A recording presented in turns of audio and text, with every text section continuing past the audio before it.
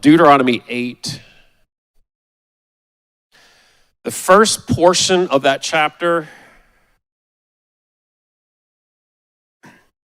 it's all about how God got them out of being controlled by the bad guys.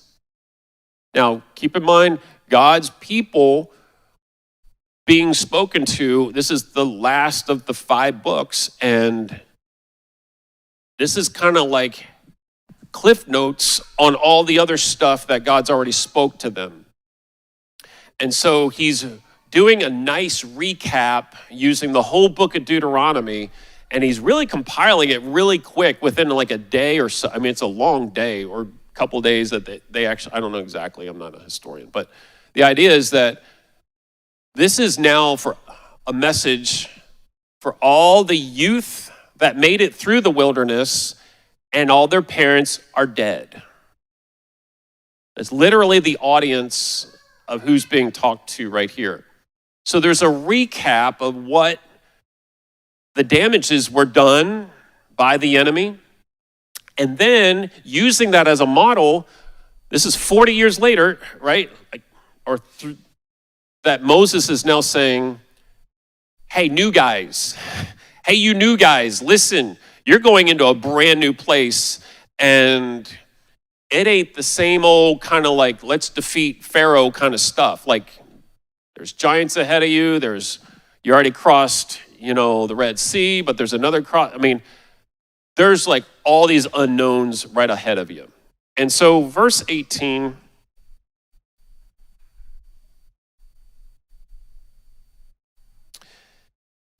he is speaking to his people. 8:18, but thou shalt remember the Lord thy God, for it is he that gives you power to get wealth,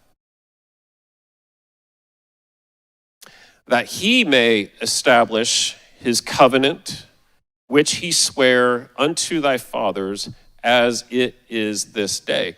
All the fathers were dead now. The earthly ones are dead. But a covenant lives past a death, doesn't it? And so this is what he committed now to the next generation, but he says he is the source that gives us power to obtain wealth, abundance, above breaking even. Can I say it that way? Why does he do that? Why does he give us more than just baseline?